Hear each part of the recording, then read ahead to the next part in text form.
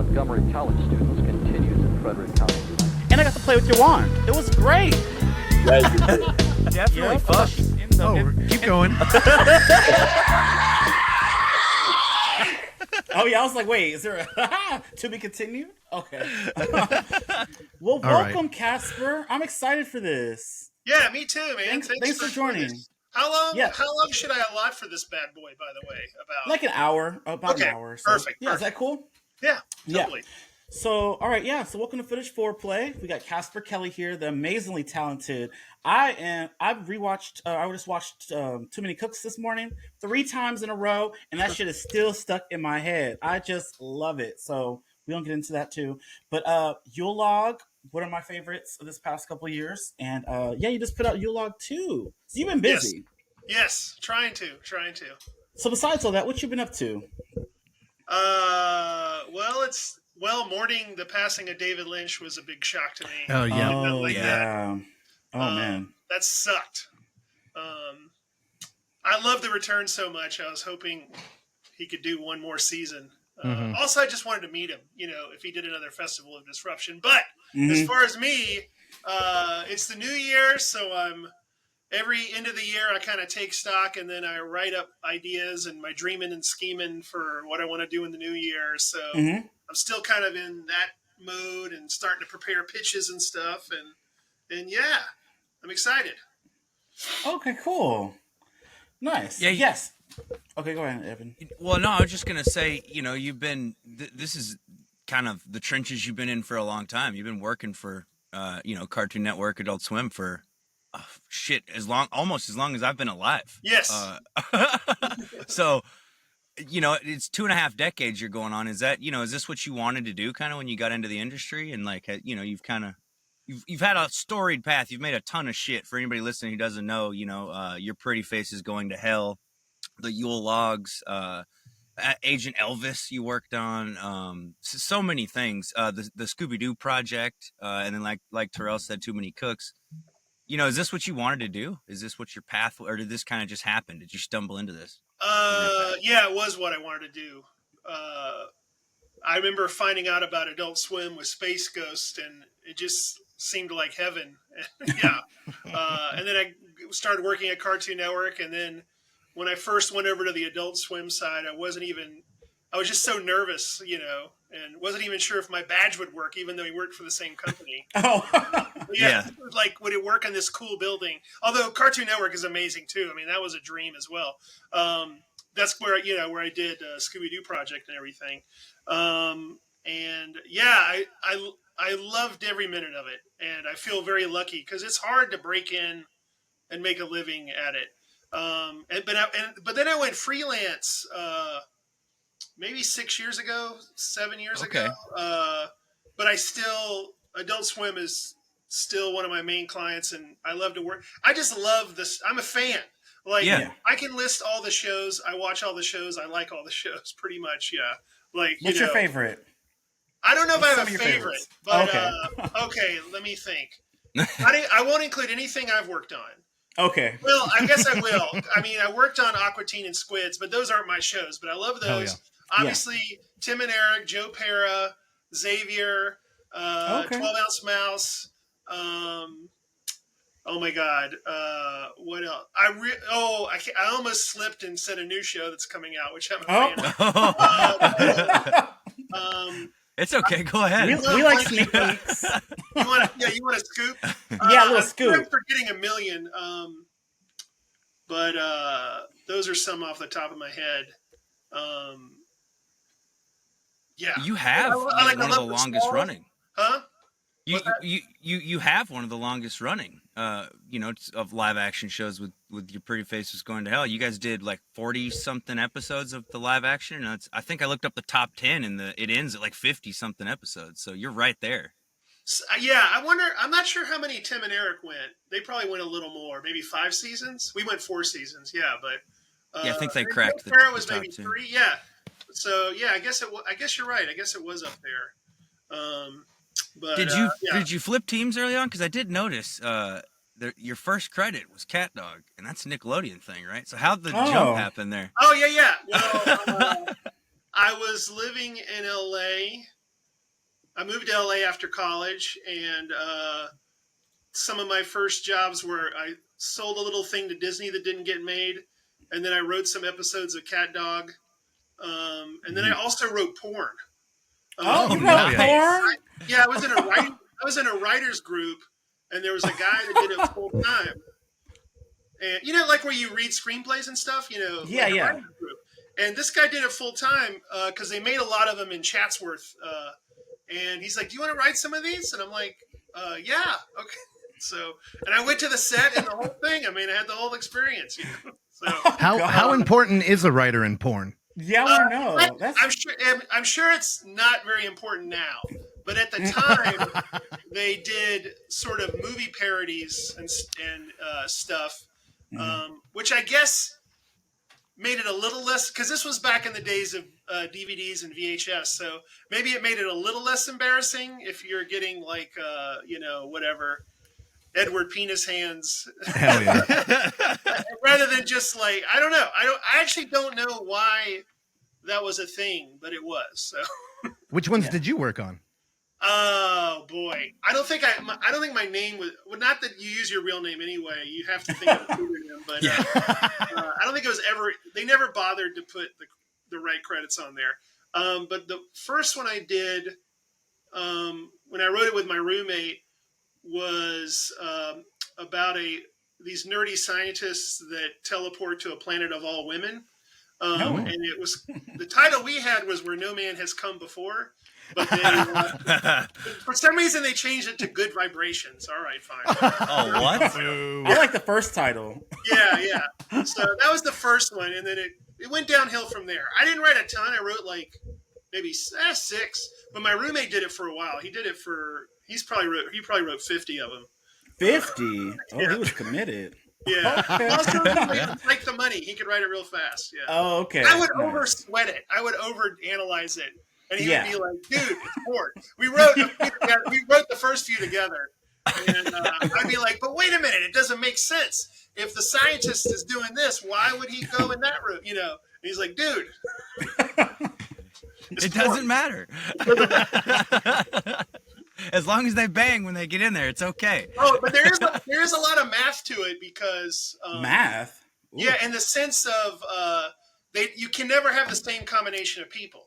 So Okay. you gotta figure out this, etc. So and they it's call almost it like Like Bollywood. threesomes and foursomes? commercial breaks, huh?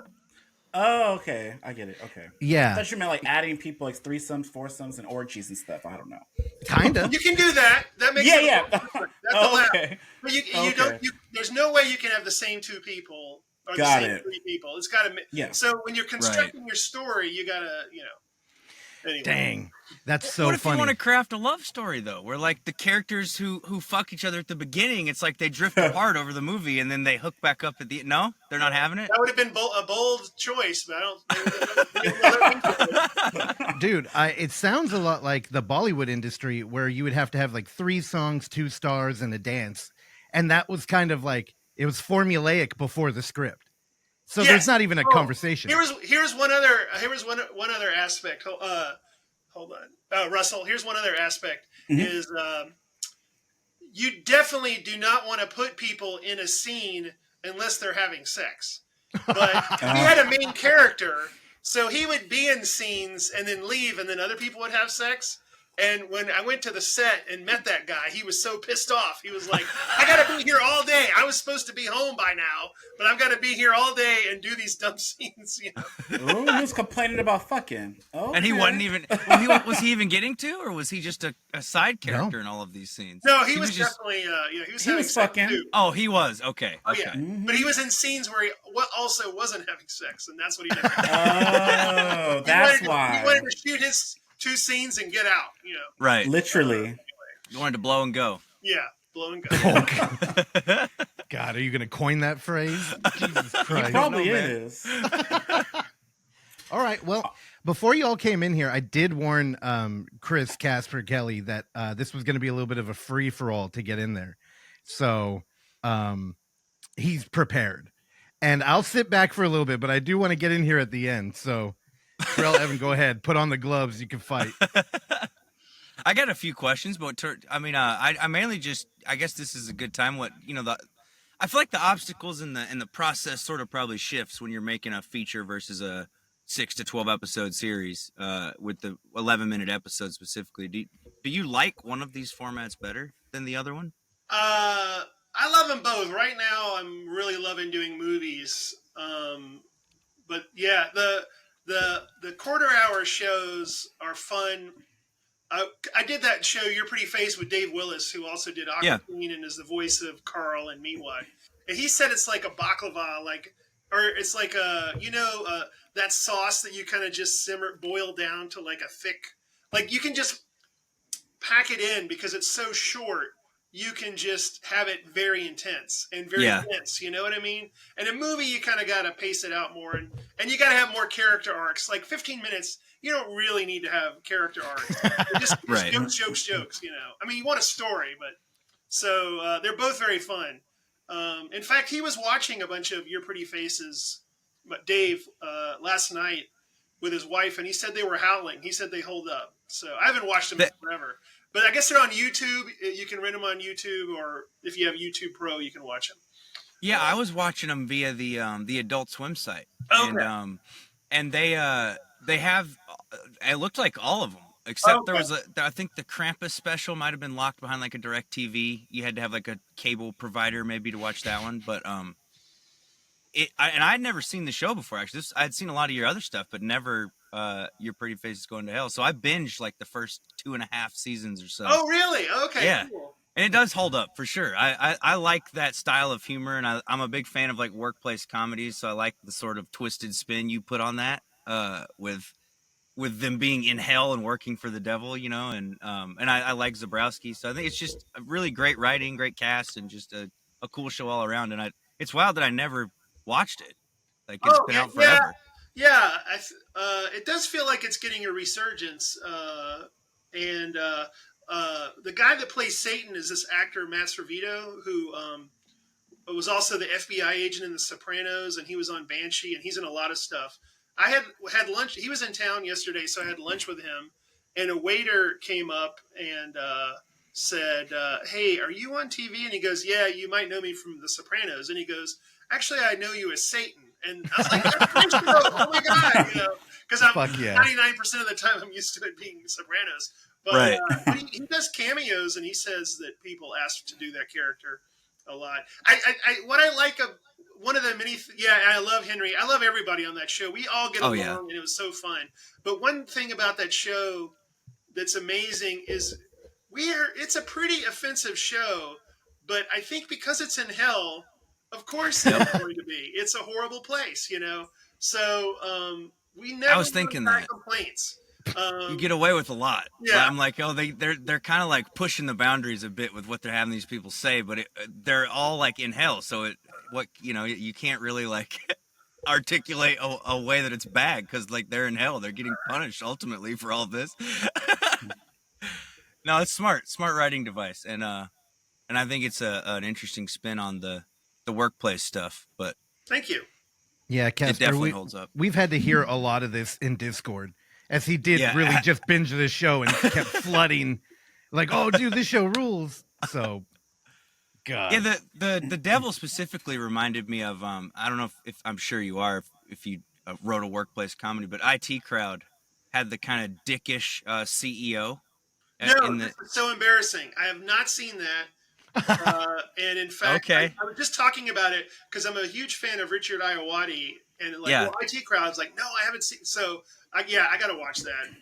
I think you like it. Stupid gaps, but I think that show ran a long time, right? So there's a lot to watch. Yeah, there's like 4 seasons or 5 seasons of it. It's not a ton, but they're bulkier seasons towards the end. There's more episodes, but no, it wouldn't take you that long to go through it all. I'm in. I'm diving in. I think you'd enjoy it. That's another British show. I love the hell out of it. And Toast of London, but anyway. I haven't seen those. I got some to add to my list too. Yeah. Yeah, they're awesome. Nice. So Too Many Cooks. I'm just in love with that. I'm so sorry. I just got into it. I'm new, and I was singing it in the shower. I'm just so into it. So I just want to know: are you into like the sitcom thing was so cool. It was clever how you went from the '70s, the '80s, the '90s, and then you went into horror. And that little man, I had to watch it a few times because he was in the background all throughout this thing. I was like, he was watching to take their spot. So can you talk about that a little bit? How did that come about? Because that was great. I love it. Love it. Love it. Thank you so Mm-hmm. much. I think I there's not much to it. I basically just had this idea. You love those show intros where they look at the camera and smile, Yep. and then I just imagine that it doesn't stop. Like it just Mm-hmm. keeps, like they just keep adding characters. So at first it was just going to be that. Okay. But then when I talked to my boss Mike Lazo at Adult Swim, I was like, "Do you think that can sustain for 11 minutes?" And he's like, "Maybe not. Maybe do it as long as you can, and then start zigging and zagging a little bit." It was zigged But and I was zagged. interested. I talked a lot about that comedian. Oh my god, I'm blanking on his name. Andy Kaufman. Andy Kaufman. Thank you. Yeah, who does that kind of humor of Mm-hmm. repetition or milk. He did one. He did a bit. I've said this in other interviews, but he would do a bit where he would read The Great Gatsby. He would come out like it's a stand-up, then he would just read The Great Gatsby, and then when people would start to get up to leave, he would put the book down and act like he's about to do something else, and then when they would sit back down, he would pick the book back up. So just fucking with the audience a little was kind of a fun thing to experiment with, It's funny. That was the best takedown I had heard of the original Joker movie when it came out was about him bombing on stage. And our homie Clark Little, he was like, dude, there's no way this wouldn't play because Andy Kaufman was already a thing. And that audiences would kind of know, like, or maybe assume that he's doing a bit here. And I don't know, it kind of stuck with me. And it really does. Like, it's funny to think that whole influence or the infomercial like series that Too Many Cooks is a part of is kind of like rooted in Andy Kaufman. Yes. And the first one of those was David Cross did one called Icelandic Blue. Hell yeah. And it was just this infomercial, and you almost couldn't tell what the product was. And it just would... but yeah, I love that whole series. And then it just became so many crazy things. Yeah, I love that. I'm so proud to be a part of that series. It's some of my favorite stuff. Obviously, Unedited Footage of a Bear and This House has people in it. But there's also some, like, I don't know if you've seen Suplex Duplex, which is I think so. a duplex where professional wrestlers live. And they Oh, that sounds fun. And it's awesome. It's musical. And they get in fights. Hell yeah! Is this a show or a movie? It's a like a quarter-hour one-off. Yeah, okay. There it is. But there's so many. There's another. Brian Connolly wrote on this. He did. Is this the same guy who make popular movies? Yeah, that guy's great. I talked to him for Void Video a while back. Brian Connolly. Oh, Brian Connolly. Oh, yeah. Okay. So I'm friends with Todd Rohal, who directed that, and he uses Brian Connolly for a few things. Okay. Including a movie he's working on right now, which I shouldn't talk about. But yes. Oh, you're trying to slip up this episode. Nice. Well, so is that part of the infomercial like series too? What, Suplex Duplex? Yeah. I'm not positive. It might have been a pilot, but it ended up becoming one of those. Yes. He did another one, and I hopefully I'm not boring your audience, but I love him. No. He did another one where the idea was that a tape-op is getting ready to play like an 80s teenage movie, and he just fast-forwards through the whole movie. So it's a teen comedy called Mops, and it's fast-forwarded. It's 11 minutes the whole movie. But you can follow the story. It's unbelievable. Sounds like you've seen it, Evan, or do you know? Yeah, like cleaning mops? Yep. As soon as you said the name, I'm like, oh, yeah. Oh, my God. Okay. Yeah. And then one other one I really love. Another one called Cool Dad, which is it's movie trailers that just keep repeating where he makes a wish. Yeah. Oh, pull that one out. I want to see that. Oh, after his son's birthday wish comes true. Yeah. So Casper, haven't have seen you this ever All right. wondered Yeah. why too many cooks hit in a way that the infomercials prior didn't?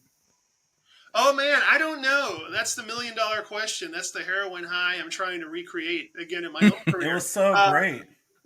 But maybe partly was the music by Michael Kohler and Sean Coleman. I don't know. It just, So who catchy. knows? Things just hit. Yeah. You And I know, love. Yeah, I mean, CNN redid it for the 2016 election, which is insane. well, hold on. So I do just want to like take a minute and think about that because I think that those original infomercials are kind of a relic of TV, right? And like being up late and sitting on your couch and watching TV. Where I think Too Many Cooks played fantastically to a computer audience. And I think there's something to like ponder there. Like I don't even know if like a couch audience is really a thing anymore. Because people watch Netflix on different devices, they'll bring it in other rooms, or maybe they will sit there, but you're watching one program. Where that's kind of like, it's taking a I don't know, cynical or comedic look at that weird late night format where you want a commercial there, but it has to be a half hour long, which is like just so overstaying its welcome. Where Too Many Cooks, I don't know, it's not really like sitcoms were in a late night TV show, and it felt more bizarre and out of place at late night. But online, I mean, I first watched it online. And I didn't even know it was on TV until you start digging into the lore. So I don't. Do most people when they watch it, do they tell you they saw it on a computer first, or like how many people actually caught that on TV? That's a good question. I'm sure most people saw it online. Yeah. Because a fan put it online, and it just started getting tons and tons and tons of views. And then, like prior to an official upload, even. Yes. And Okay. then Swim was like, well, we're going to take this down and put it up, monetize it ourselves and put it on our own. Yeah. Thing. Yeah. And the marketing head, Jim Babcock, was like, don't do that yet. It's getting so many views. Just let it ride. Just let it ride for a while. And then they did eventually switch it over. But yes. So, yeah. Thank God for that fan. Changed my Yeah. because What is Too Many Cooks sitting at now?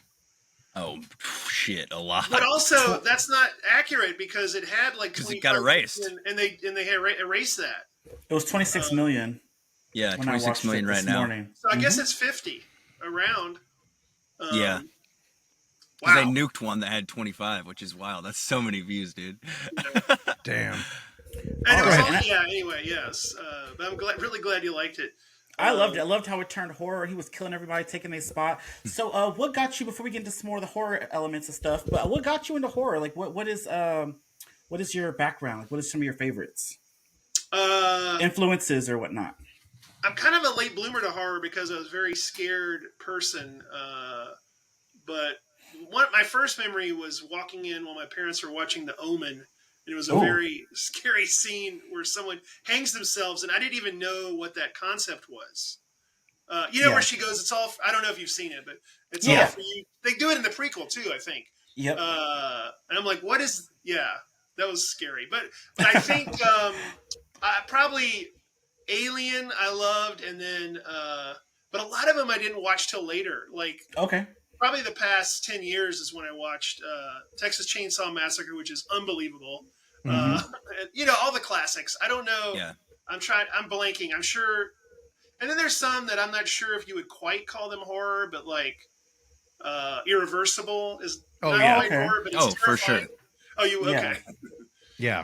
Or Under the Skin is kind of horror, sci-fi. Oh yeah, I don't know. sci-fi. Oh yeah, that's a mess. Yeah. Mm-hmm. I was telling Russ just the other day, Zach Amico does this show on he's a comic who does this show on YouTube where he like watches a movie with people, and I don't know how he gets away with it. Side note. But the movie's like in the corner on like a staticky TV, and he made some other comics watch Irreversible the other day. And I feel like that's an interesting movie to sit. I love sitting people down and showing them challenging stuff like that. I do. Yeah, I'm really drawn to that stuff, and I finally got the courage, like maybe 3 months ago, to watch Solo, 120 Days of Sodom. But the one I have not watched yet, what was it? I think it's called like a Berlin Story or something. I haven't had the courage to watch that. yet. I What think about I know what that Terrifier? is. is that what it's called? What Are happened? you a Terrifier fan? I haven't watched it yet. It's on my list. Yeah. Is that You're talking about a Serbian film? a Serbian film? Yes. Thank you. Oh, Yeah. good luck. Have you guys watched that? Did you guys? Yes. I mean, Okay. I, Yeah. It's been a long time. Is it rough? Is it rough as hell? So I've seen worse. Oh, Chris- okay. I think. I read a description well, of what he it- does, and I'm like, oh boy. Yeah, and it's that's bad. I was shocked. I saw it for the first time a few years ago, Russell. We went out to LA. They had like Yeah. a showing. The director came down from and one of the main actresses who played the wife. And they Yep. came down, they showed the film. I watched it for the first time in a theater. And I was like, it's just like a dude down and out. He was an ex-porn star. We were talking about porn earlier. So he's trying to get back in the gig to get some money, and he has to do some crazy things. And then there's like an end scene. There's like two crazy ass scenes that like I see why people like think that this is like horrific. It's pretty Yeah. bad, but I feel like I've seen grosser or worser things. I don't know. I left it thinking like, oh, I felt dirty a little bit afterwards. I remember when I went to go see it, I posted about it, and a girl's like, oh, you're not going to want to have sex for years after this movie. And I'm like, oh my God, this is bad. Like, I don't know. But I'm very interested to see what you think of it when you watch it. Yeah, Chris, something to keep in mind when you watch it, that screening we went to was put on by Unearthed, and they were doing a 2K upscale of it. Yep. And people were like, why? But you go out there, and the best way to neuter that movie is just hear the director and the lead actors talk about it. Everybody involved is an A-list celebrity in Serbia, and they're really kind of protesting their film market. I guess they have kind of like the Hays Code that we had, where they have to have a happy ending. They can't portray Serbia in any bad light. Everything, like all these kind of like good story propaganda rules. So they just made a movie that was the most vile thing they could think of, and they put Serbia in the title. So that movie will never play in wow. Serbia. Yeah, but it will play everywhere else in the world. And they're like, now people will think of this country Yep. when they watch newborn porn, which is Don't the spoil thing it. that you'll find. Yeah. It's crazy. No, if you Google it, that's the first thing that comes up is people are like, no. But Yeah. also, the lead actress, she voiced Elsa in the Serbian Frozen thing. Yeah. So they're like, she's like, I She's took a part in Disney this because I'm an princess. artist. Yeah. And so that's like how serious. That's wild. Yeah. That's what two sides of a coin. Like that's She was fucking great. crazy. She was so sweet. Yep.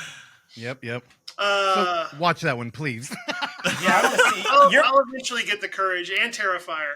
But I just watched. I don't know if I really liked Heretic. I just saw that. That was really cool. Oh, yeah. I like that too. I haven't That was seen it good. yet. That's good.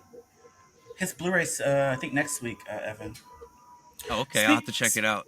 Speaking of Blu-rays, in 2022, you released a movie on HBO Max called Yule Log. Yes, I just don't picked up play my Yule Log. copy. Look at this beautiful Blu-ray that you got. Yeah. Love it. Isn't it so nice? And then it has this beautiful, like, okay, we got to get into this. You are so clever with your movies. Let me tell you. This is about, like you have Yule Logs, people listening, and you see the fire, but then imagine people coming in, staying at an Airbnb with this Yule Log going on, and someone's recording this shit, because, people watch this. I don't know. They do this. And, all this hell breaks loose. You got to tell me how this started, because this was amazing. I watched like 2 or 3 times. Russell introduced this to me. He was like, you got to watch Adult Swim Yule Log. I was like, what is that? I don't watch Yule Logs. And I watched it, and I just fell in love.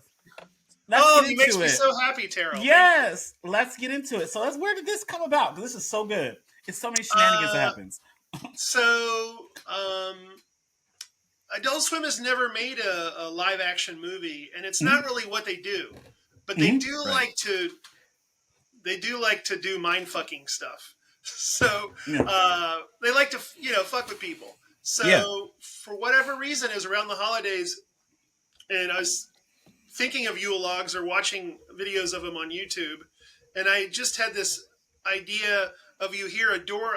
It's like a close up on a Yule log burning, and then you hear a door open, and then you see kind of blurry, out of focus legs walk in front of the Yule log, and like a couple's arguing or something, and I'm like, oh, that it could become a movie.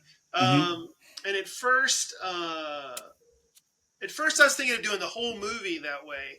Would have been a lot cheaper, but I've wanted to make a movie so bad. I'm like, I'm going to go for it because this is I might be the only movie I make, so I'm going to go for it. So I did a bunch of other stuff, but I pitched that to Adult Swim, and they just liked the idea of of surprising people, not telling anybody what it's going to do. It's just a Yule log. You put it on the background. You're at a party drinking eggnog, and then you look over there and you go, "Wait a minute, wasn't that a Yule log? Why is that person's head getting cut off or whatever?" Yeah. Yes. Wow. No, but I'm glad you enjoyed it. I loved it. Yeah. You didn't have to like fight for that kind of launch for the movie? No. That's what they wanted. They wanted that. Oh. But in what world would they ever assume that it would find its target audience there? That's a great question. I think, well, we did a lot of press, but they had a blackout until it aired. And then then there was a bunch of press hit, and it got written up in like the New York Times, LA Times. I mean, it got a lot of great press. And you're right. I don't think most companies would do that, but they like to do things like that. I mean, the infomercials are not a big moneymaker, I'm sure, but they're so cool. They care about, they want to do big stuff, like Family Guy, but they like doing weird stuff. That's part of who they are, even if it's not going to immediately be monetized content or whatever. You know what I mean? Like they they like that shit. So, and so do I. So, well, it's funny because you kind of make this perfect experience for somebody and you just hope that it happens. Like if somebody is really a big fan of like Too Many Cooks or this kind of like absurdist, Lynchian experience that you weren't asking for, but is the right time. You just have to imagine. So before we started talking, I told Casper that we are a little bit of we're plagiarists over here at the Unnamed Footage Festival, and I don't think we did it consciously, but so we have a film fest where it's all in-world camera stuff, and like you're constantly a topic because you kind of take formats and explode them, and I think the Yule log is something I had never even thought about, like who's filming that, and my mom is a huge Yule log fan, and I hate it. It was like. And she used to watch, I think they must have like streamed it live on TV or something. Cause I remember clearly the log burning out and being replaced too. And when I heard that you had tackled that format, it was just like a no brainer. And I'm sure, are you a found footage fan? Yes. Well, so is the Blair Witch like a big influence here? Where does it come from?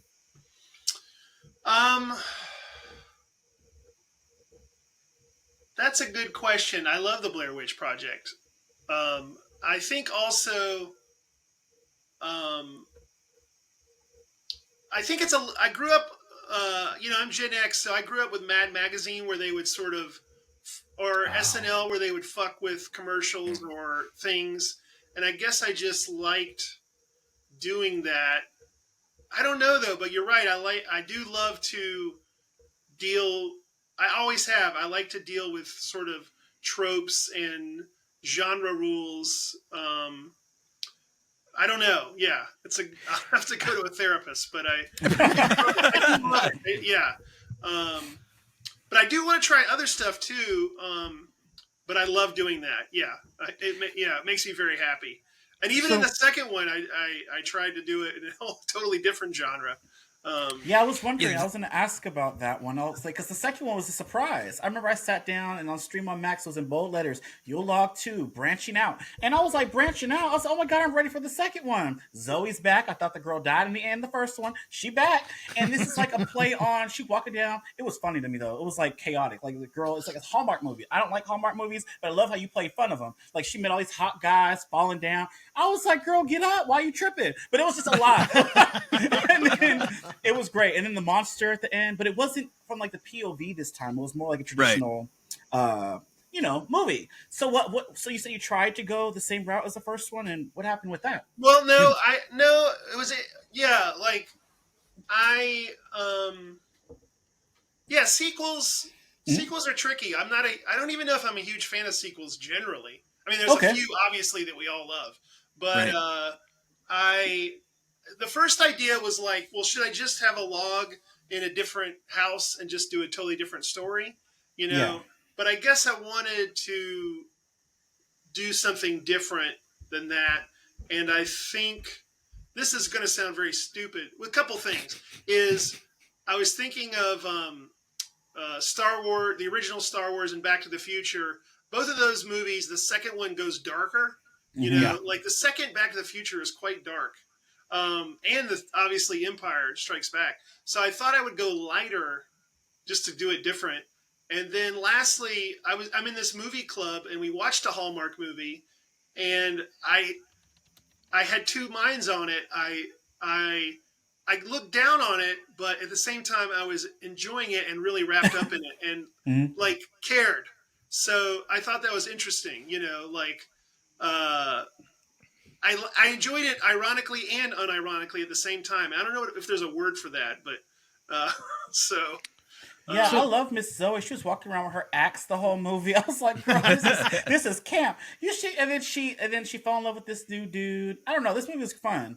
The ornaments, the kills were pretty crazy in this, and then the transformation of that mom. I don't know. That was great. Was that all like you came up with all that in your little head? You so clever. Thank you.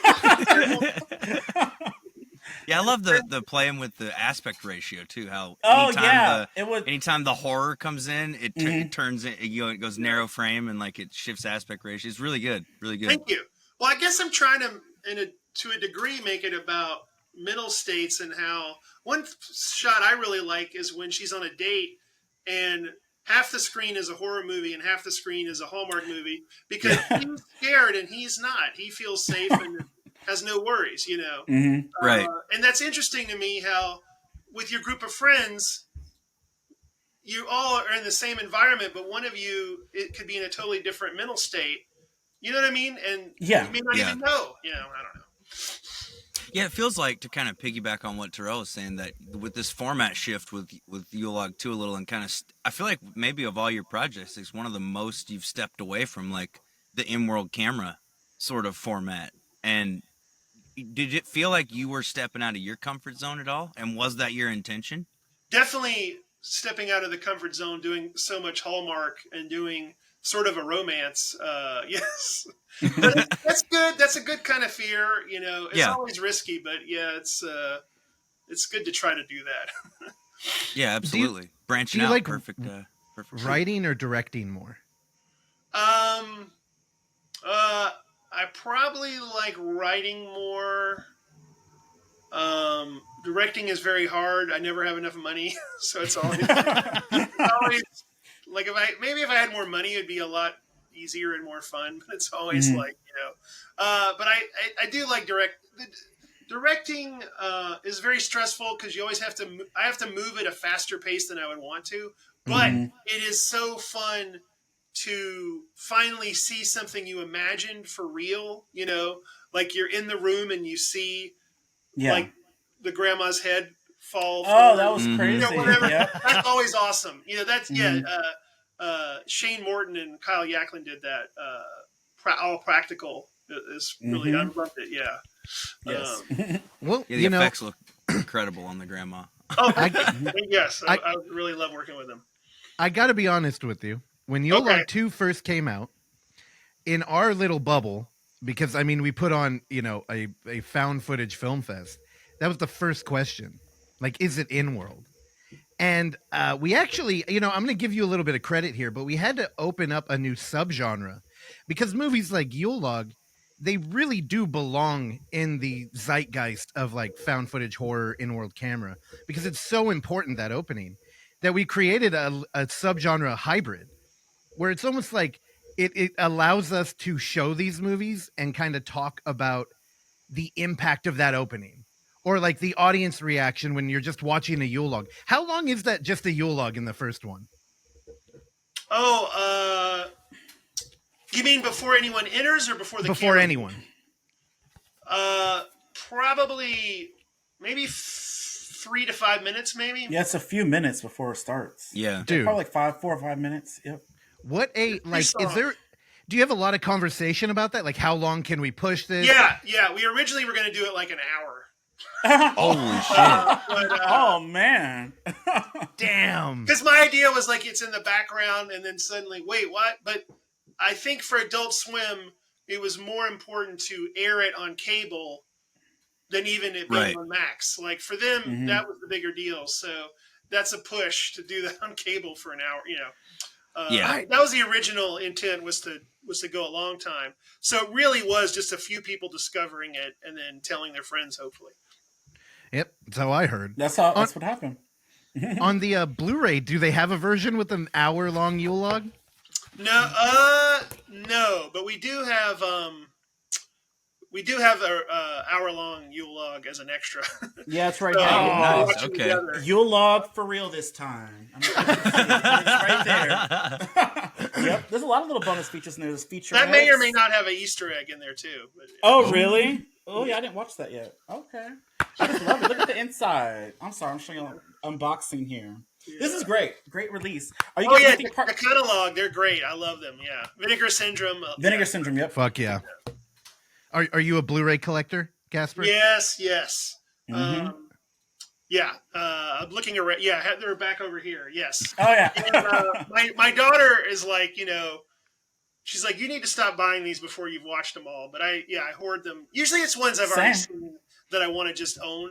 But before I did the first Yule log, like 2 years before, I'm like, I'm not buying another Blu-ray until I make a movie.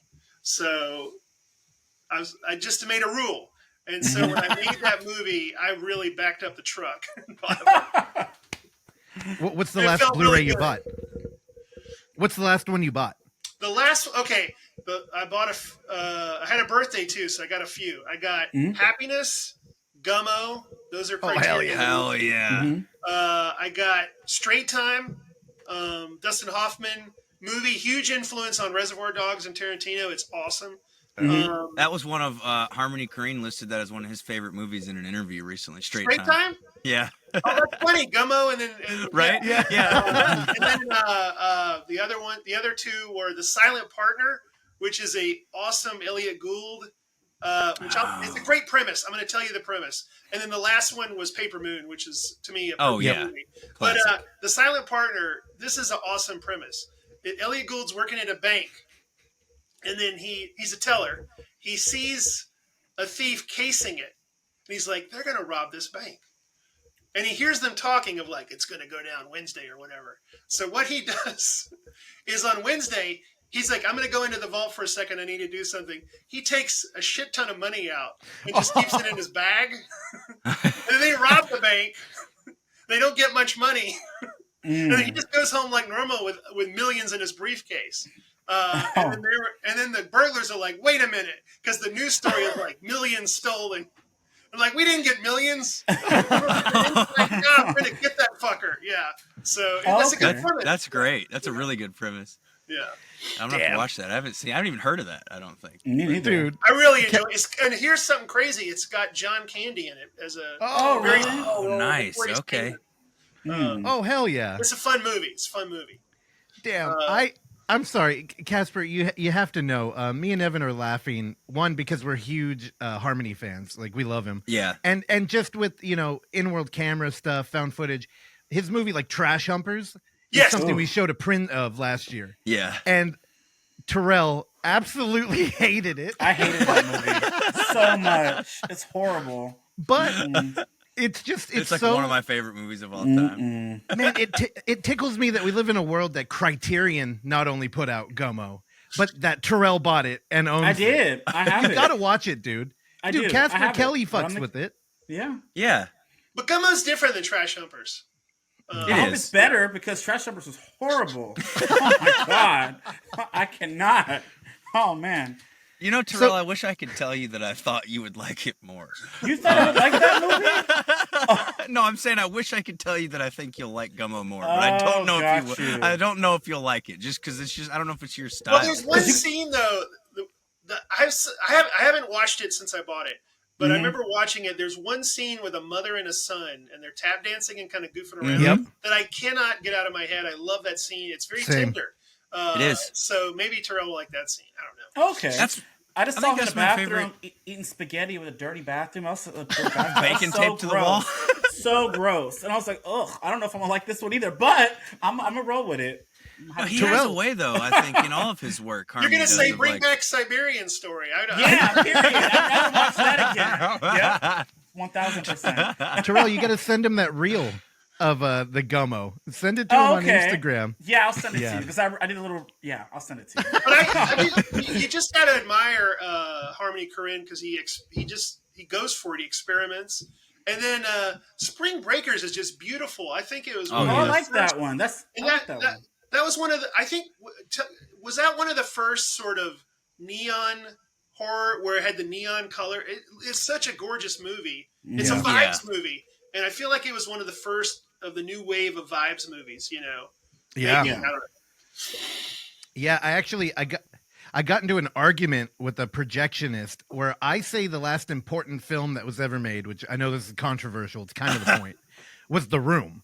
And I'm like, it's the last thing that really shifted culture, and it kind of made this mark of now we need to deconstruct shit, or we need The sad outsider one art. or the one with the spoons? The Spoons one. Oh, okay. the sad one. Oh, So not Room, not Room. okay. Because that was sad. That was very Okay. sad. A huge mistake by me to see it twice in a theater. That's But- insane. Our buddy Harry was arguing that Spring Breakers was the last important film, and pretty much for the Fuck reasons yeah. that you've mentioned. Okay. Like, it kind of ushered in this like vibe culture where it's just more of a feeling that washes over you than like anything articulated by like the past technique of 100 years or whatever. Yes, Um, yes. Oh, I have a question for you guys. Would you? I guess it doesn't count as a. What is the term you use again? In-world In camera. world camera. In-world camera. It was shot that way, but it's not meant to be that way. But I wanted to get your opinion on. Oh my God, I'm blanking on the name now. It's the latest Jonathan Glazer movie. At the concentration camp. Zone of Interest? Zone of Interest. Oh. Because he shot that meant to be like they're just living their lives. He just set up cameras everywhere, but technically it's not, but it kind of is. I don't know. How do you feel about that? So the reason that we made the distinction in-world camera is that's really the only thing that matters. Is like, is the camera in the movie? So even though that's an interesting parameter, there's also, what is that beautiful French film where everything's shot wide and from the side, and the whole movie is just it's a locked camera. I don't Oh know. God, I'm never gonna remember the title. I've of never that seen movie. this Zone of Interest. I wish you movie. would, because I would like to watch it. I'll find But it yeah, after. I see what you're saying. What you're saying Yeah. is there has to be the camera is in the fictional world. There's a camera Yeah. there. That's Yeah, okay. it has to be acknowledged, or at least in That's the not an framing in-world. device. Yeah. You know, Yeah. it has to be But the acknowledged. VHS series is really up y'all's alley. Oh yeah. Yeah, Well, you know, the thing is, once you define a like subgenre, then there's the infighting. So like a lot of, you know, like the first Here's VHS the hot dog is- and sandwich. Yes. That yeah, exactly. Actually, I heard a new one. A hot dog and sandwich. I heard Oh, is shit. cereal a soup. No, you didn't. that's fucked Come up, on, dude. you I don't gummo. even. You gummo I don't- yourself. All right, that's all. No, you didn't. That is Okay, just milk fine. and sugar. Come on now. All right. So zone of interest. No, so you know, earlier I mentioned that we had plagiarized you, and this ties back to Terrell watching Harmony Korine. So we do an in-person, which by the way, Casper, you are always invited to. You can have a pass for a lifetime. I think you've made such a big impact on like maybe not so much in-world camera culture, but definitely like internet ARG culture, where it's not just a movie. It's kind of like you have to go beyond that. And it's kind of what everybody when everybody was trying to understand why the Blair Witch hit so hard, they all said because of the viral marketing, which I've read too many books on it. Everybody would- pretty much agrees that that's not the case.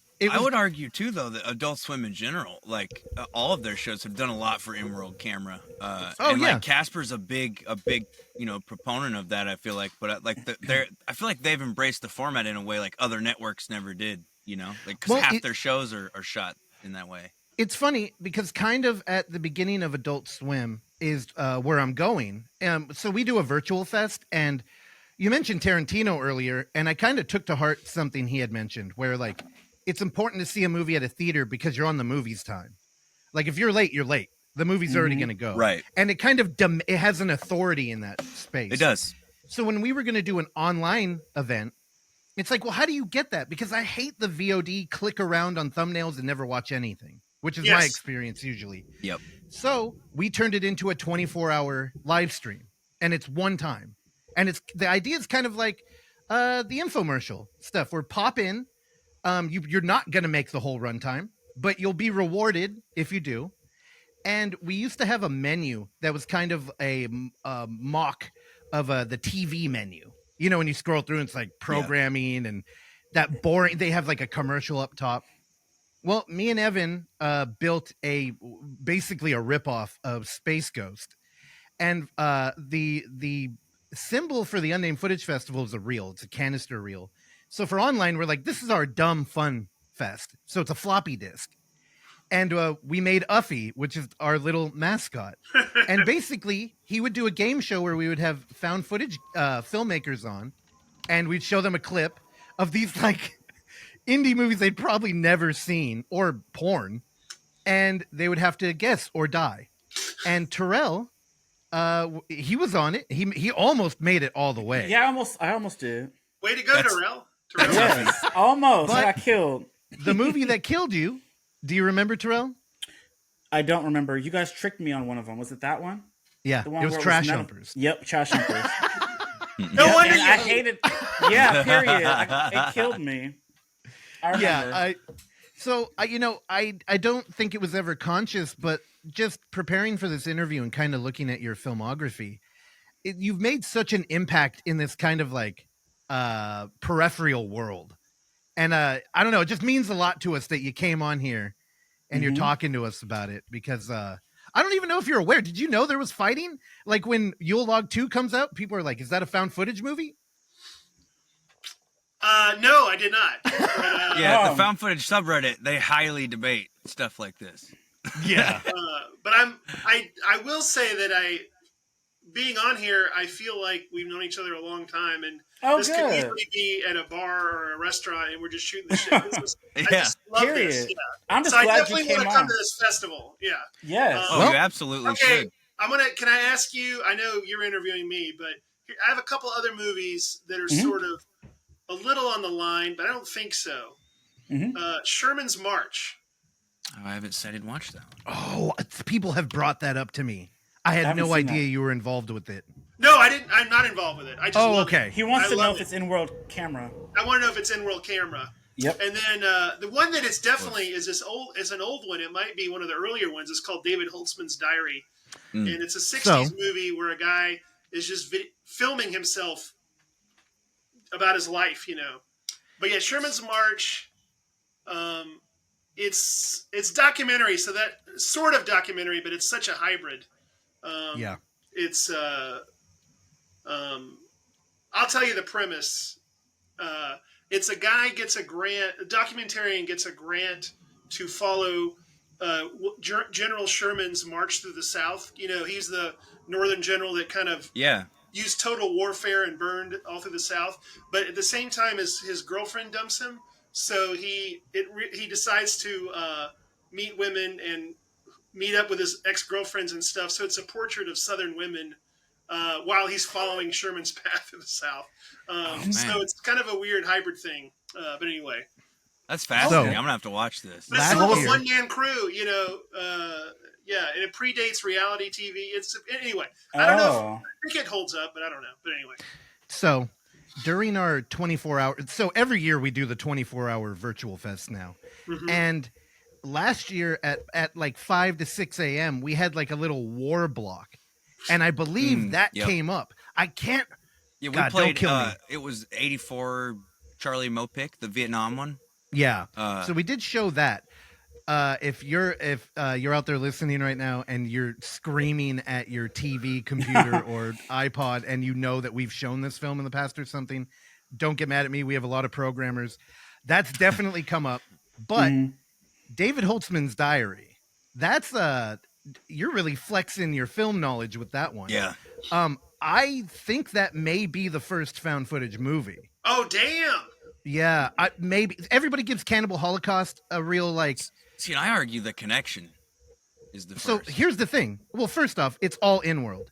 Second, what I think is really important here is that they discussed reality and how the camera changes reality when it's introduced. So they're kind of parodying like cinema verite.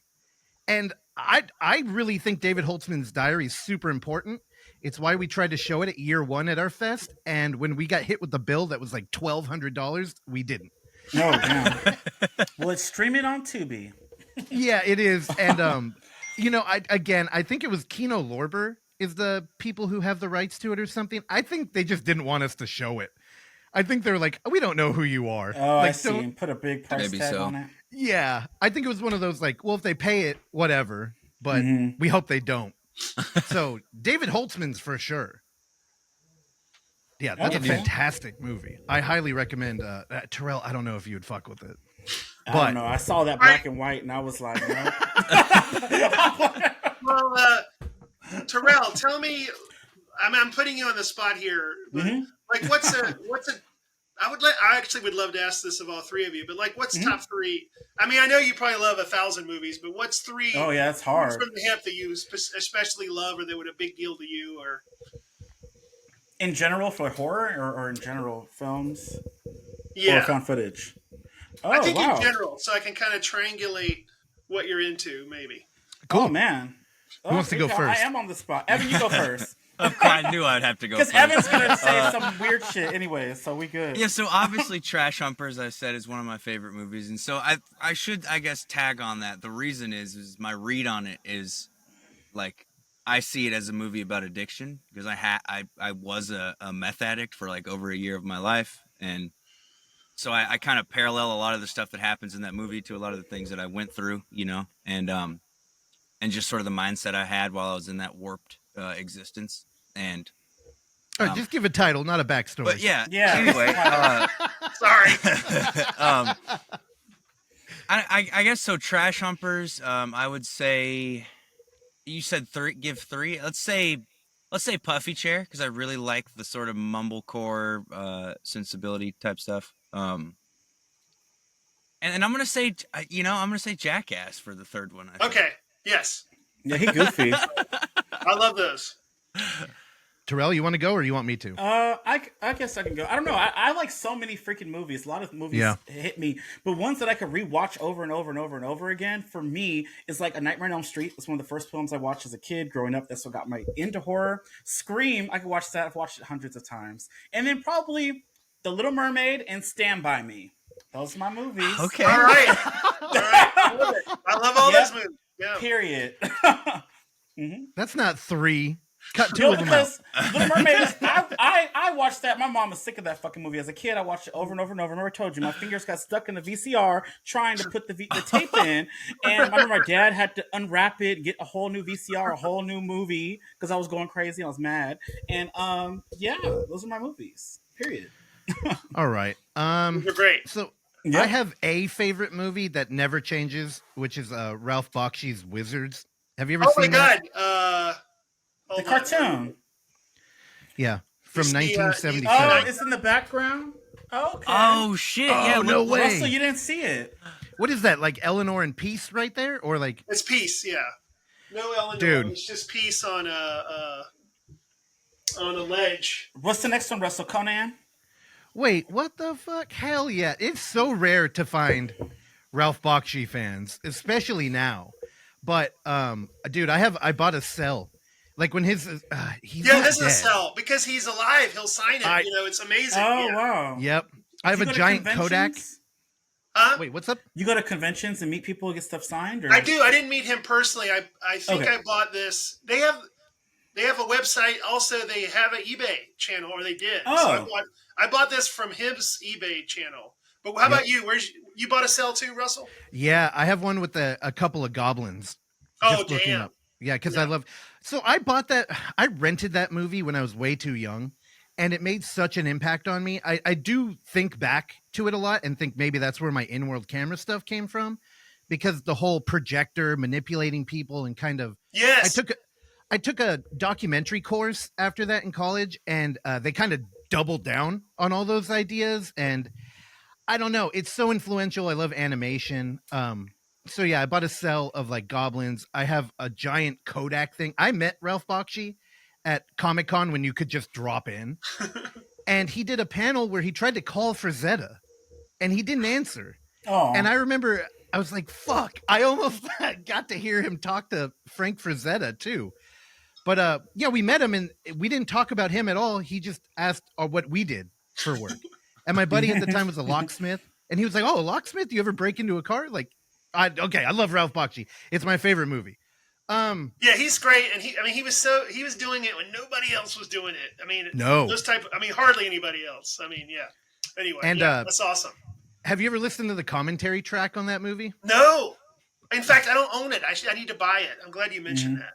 There's a little digibook. It's pretty cool. But on the commentary track, he basically just bitches about Disney the whole time. It's fantastic. I love him. Fuck, 2 other movies. I don't. They Live made a really big impact on me. I think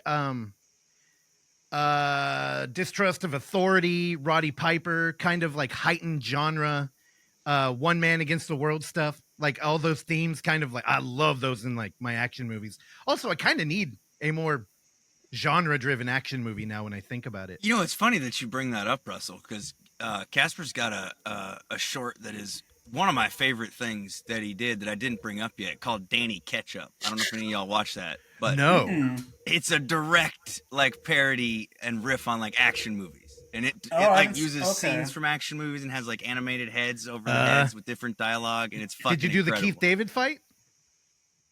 No.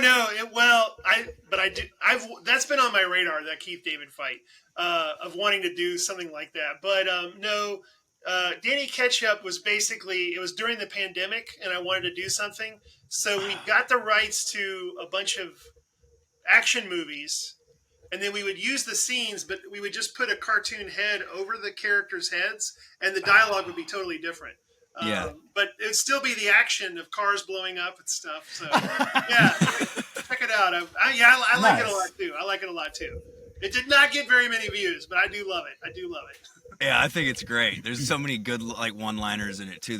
The driving through the desert in the Jeep and the whole Deeper Blacks bit and all that stuff. There's so much funny banter like back and forth between the characters, and it's a cool like it's different than your other stuff in that you actually use the source material instead of just riffing. So you have like, but it's cool that you cut together so many different movies and it feels like a cohesive like one movie because of the animated heads.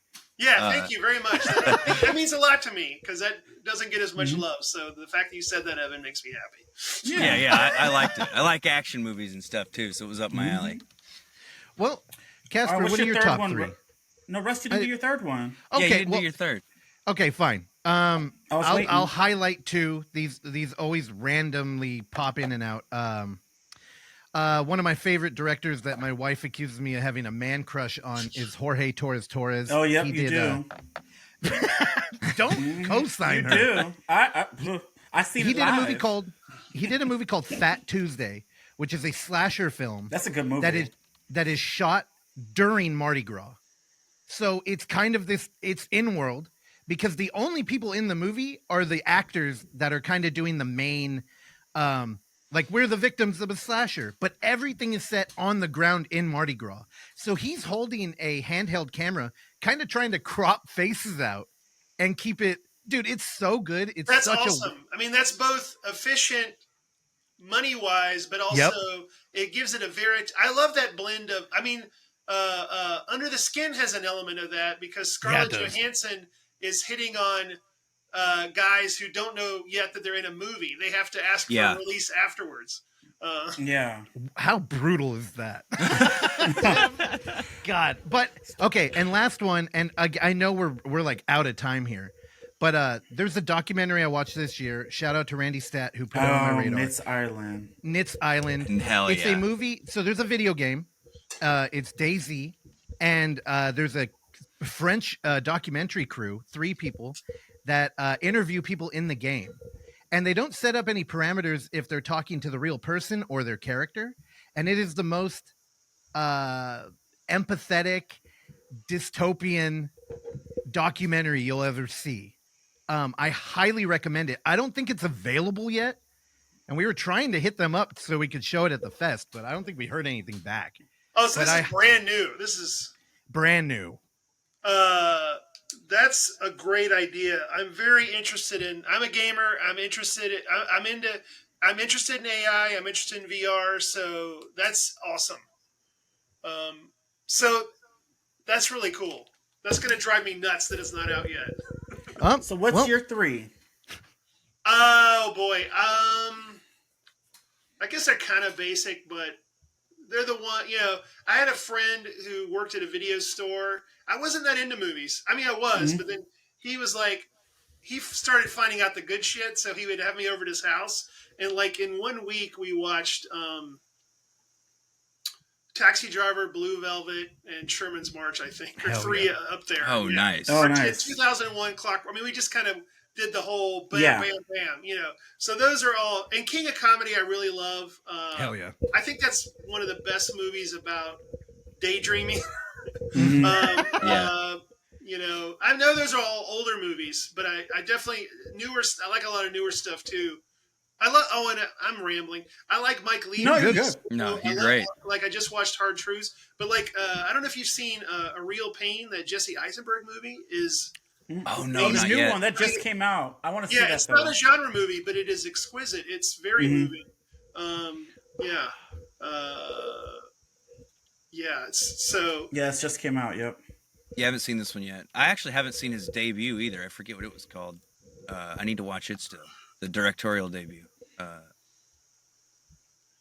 And remember the name of the that's movie. an interesting question. Of I've heard that like Punch Drunk Love was P.T. Anderson was trying to do a Adam Sandler movie. I love that movie, by the way. But Oh, it's, yeah. it's still a P.T. Anderson movie. And then also Steve Zissou was Wes Anderson trying to do an action movie. So but it's still a Wes Anderson movie. So Yeah. for myself, I'm curious if I try to do like a Mike Lee movie, is it still just going to end up like one of my movies? You know what I mean? Like, Yeah. I hope. that's not a bad thing, necessarily. Nah. Yeah. Well, it's kind of like the whole Lynchian thing. I feel like ultimately that was the point, was for it to be. It should be Kellyan, right? Yeah, To yeah. make something. Well, okay, here's a quote I love from Elvis Costello, where he says, "You start out imitating your heroes, and the ways that you fuck that up, that's your style." Hell yeah, that's a great quote. That's a great good. quote. It's so accurate. All right. All right. So before we end this, you've been great, by the way. This is fun. I'm so glad you Oh came yeah, I out. can was keep talking nervous, to you forever. reaching out to you. I was like, he gonna say no, but you actually said, okay, let's do this. So I was really excited. So thank you for that. But yeah, before we go, do you have any like sneak peeks you want to throw out there? Any places you want to plug, or people can go like check out, what's coming up with you, like socials or websites or anything like that? Yeah, I mean, I'm on Twitter and Blue Sky, and sometimes Instagram at Hey Casper Kelly. I'm pitching some stuff. I have some stuff in development with various companies, but it's too early to even. Okay. Yeah. You want it to be more real, and then But I'm excited. I want to make more stuff so badly, and like I want to make movies every year and more TV shows. Yeah, so Yule Log 3 coming next year. It's gonna be another surprise. What's that? Yule Log 3 on the horizon. I would It's gonna love be a that. surprise. I have an idea. Okay. So, and I want to yeah. come to y'all's festival. What time of year? Yes. End of March. Okay. March. 5th through the 30th. Okay. There you go. All Yep. right. It's And the end of Bay March Area, every I year. assume? Yes, Yeah, it is. Bay in I'll the send Bay you a Area. little picture. Okay. Yeah. All right. Well, thanks again, Casper. That Thank was it you. for Footage Foreplay. We're going to see y'all next time. Bye. Bye. Love y'all. Bye, everybody. Thanks for listening to Footage Foreplay. If you enjoy the show, please consider leaving a review, sharing it with a friend, or simply hitting like. These small gestures are a great free way to support this mayhem, and if you find some footage we should be fondling, email us at footageforeplay@gmail.com. Check back every Tuesday and Thursday for new episodes, and remember, don't skip the foreplay.